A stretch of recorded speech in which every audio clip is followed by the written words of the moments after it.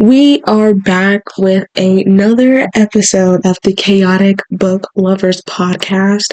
And honestly, guys, I think it's actually getting to me the fact that this is most likely going to be the last season of this podcast. Because, like I said in the last episode, I really don't know what season 5 would be about. Because for the past 3 seasons, it was just random babbling. And most of the times, I don't even know what I was talking about. Like, I was just like yapping a lot.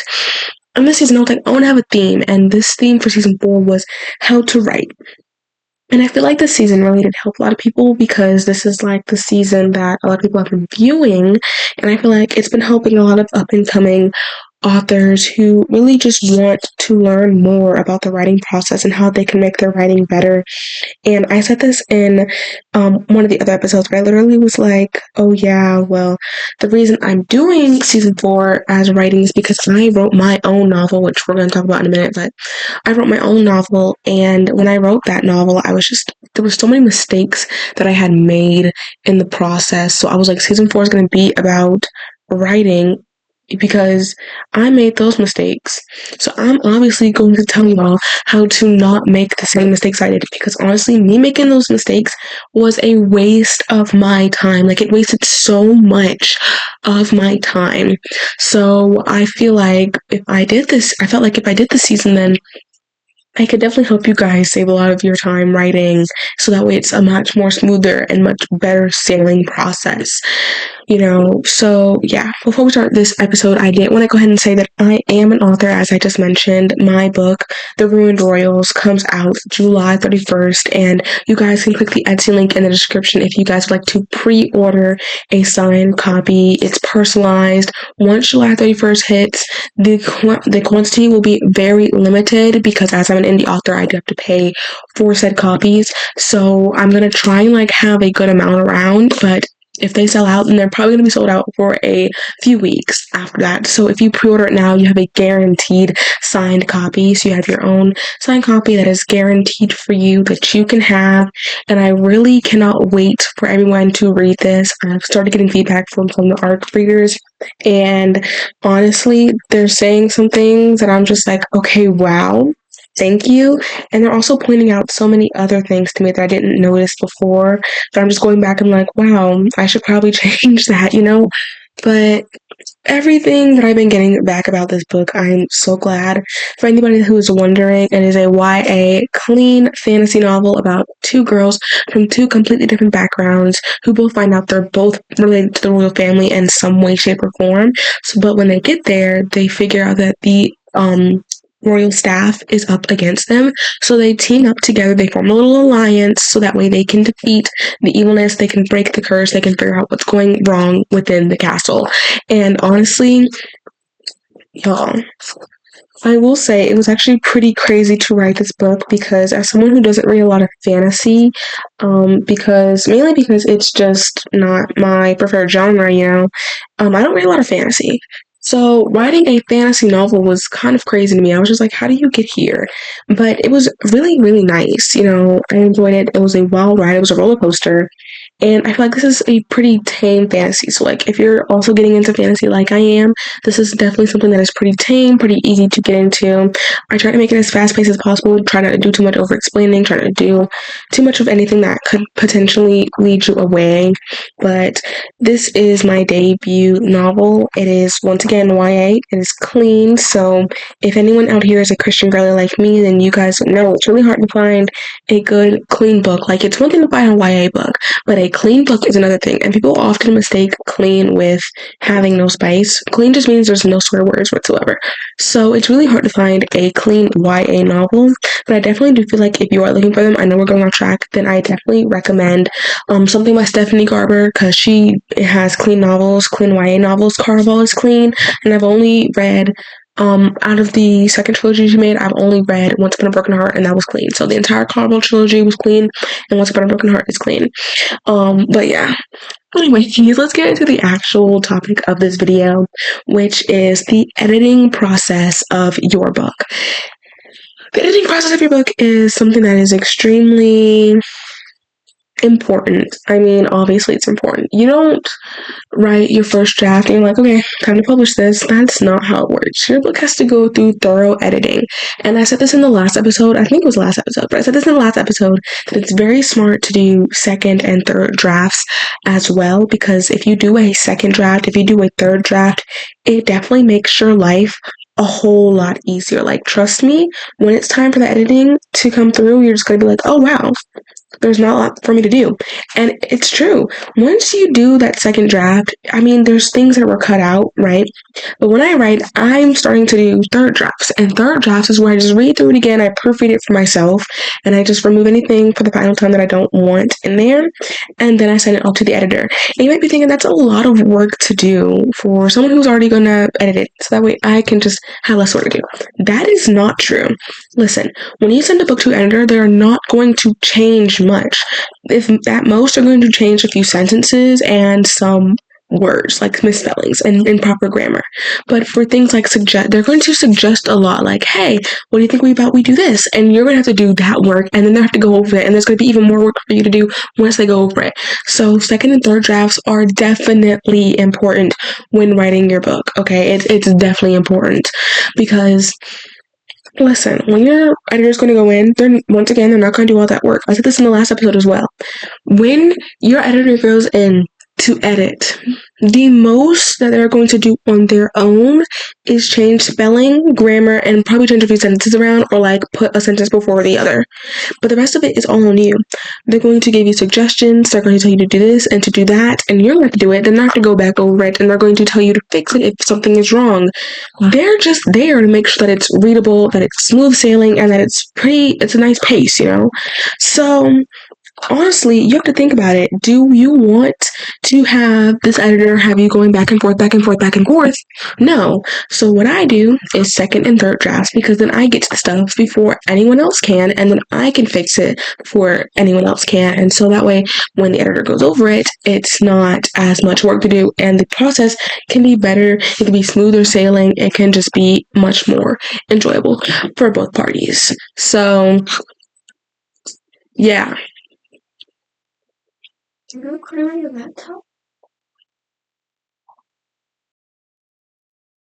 So it's less work on both sides if you do that second and you do that third draft. Now, the second thing I want to get into when it comes to the editing process of your book is if you are editing your book.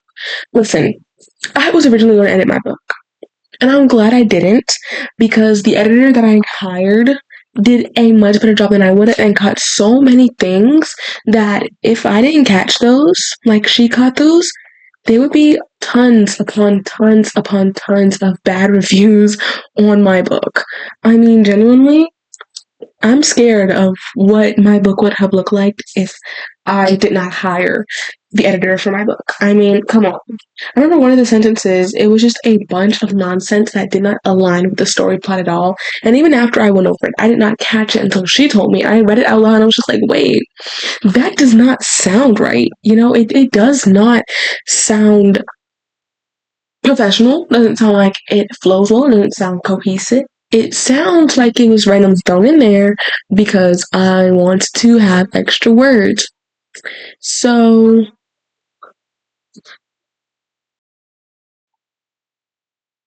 now the next thing that I want to definitely hit on is, wait, no, I'm still on the same topic. I didn't even finish my sentence. I'm sorry. Um, So yeah, I know a lot of indie authors, they edit for themselves, which is amazing, but something that I do want to recommend is that they have like a family member or a friend who likes to read over it, because your eyes are going to be biased to your mistakes. You're going to be like, okay, like the most you'll catch for yourself is probably incorrect grammar and misspellings. But when it comes to the plot line and there's extra stuff that doesn't belong in the story, your eyes are going to immediately be biased to it because you wrote it. So you obviously think, oh yeah, well, if I wrote it, it goes well along and, you know, people are going to understand it. But when you have an editor and you have those arc readers, they're going to catch things you're not going to catch. Like the arc readers caught stuff that I didn't catch.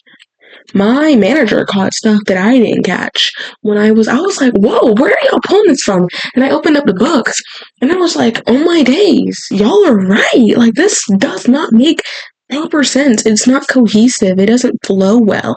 It's just there to be there. So I definitely recommend that if you are editing yourself and not hiring a professional editor, which trust me, I know they can be pretty expensive, please have a family member, a friend who likes to read over the full book, because they're going to catch some stuff that you're not going to catch because your eyes are immediately biased to your own work, whether we want to admit it or not. Because I just told y'all that my eyes were biased to a lot of the stuff that was pointing out to me. And I did not notice it until people pointed it out to me. They were like, yeah, well, this doesn't seem like it goes well with this. And this doesn't seem like it goes well with this. And I was like, you are absolutely, positively correct. Where did I pull that from? So I do recommend getting someone else to look at it. Also, I just want to give a disclaimer. This video is probably going to be shorter because again, I'm not an editor. I'm the writer. I'm just telling things that are going to happen with your editing process, how to make it easier for both parties, for both the editor and for yourself, and also to just help you get a successful book release. Okay, just to help you, because I do want that for you. That's why I made this podcast, so that way we can have successful what the heck, man? We can have successful book releases together, okay? And then the next, and I also think the last topic that I want to hit on for this episode was AI. Okay, so there's been an uproar in AI complications, right? Jessa Hastings, who I've never read any of her books, and I literally said in another video I never plan to because I'm a Christian and a lot of her covers seem to mock Christianity. So yeah, but I remember I came across a video that was like, oh, AI is this and AI is that within the book world, and people are getting slandered for all that. So I was like, okay. And I was thinking, that a big author like Jessa Hastings, with as big of a fan base as she has, would know like the importance, but she literally told her social media, like I literally found the video where she told her social media she gets her stuff from AI. And then proceeded to say, oh yeah, well I have this and I have this.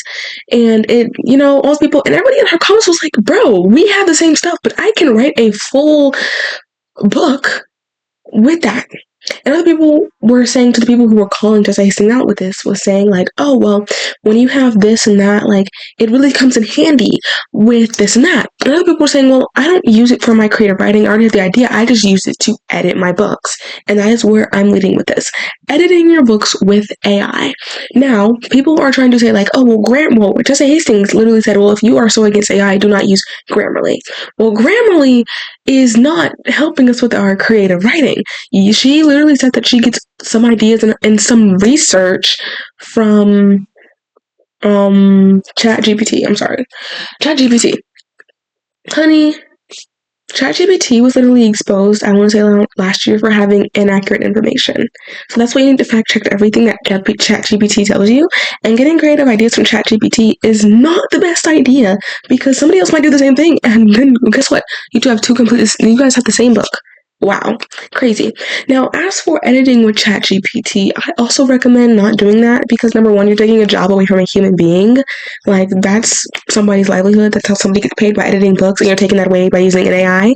Second of all, AI's not going to catch on to everything. Like, for example, Grammarly, like I just said, I use Grammarly. My editor caught on to things that Grammarly didn't. Misspellings that Grammarly didn't. Come on, guys. Come on. So ChatGPT with editing, it's not gonna catch on to anything, and it might even mess up your writing. It might mess up some things that were there intentionally. It might change things, and you're gonna just copy and paste it into your book. And now boom, you have a horrible bunch of book.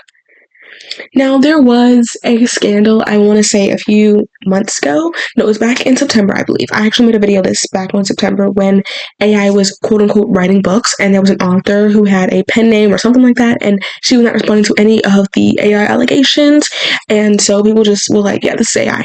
And they even read the book, and they were like, wow, this is AI. Like, it seems like an AI wrote this, and nobody, her team, her publishers, she was not coming out about like, hey, this is not AI. So everybody was like, this must. I'm sorry, my thing.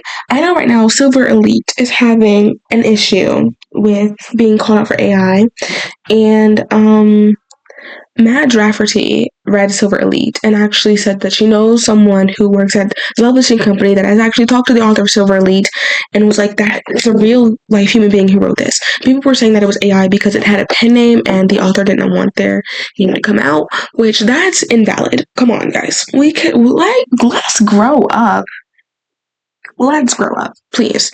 But I think with that, it was the point where it was like nobody knew who this was, and it felt like it was written by an AI.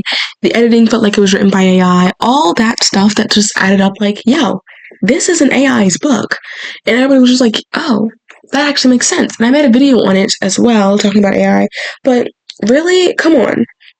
The one job that AI should not be able to take over is the editing of literary works, because they're not going to get everything right. And that's not saying a human's going to get everything right. We're obviously not. We're human, but they're not going to catch things that a human would catch. And you're not only taking a job away from somebody by using an AI to edit your book, but you're also putting out content that is not going to look good when people read it in their minds. It's not going to look good when it's time for visualizations. When people come to visualize what your characters look like and the AI does not describe it properly. So, to basically wrap up that mini segment is I'm saying do not use AI to edit your books. Use a human. Get a human to edit. Pay a human.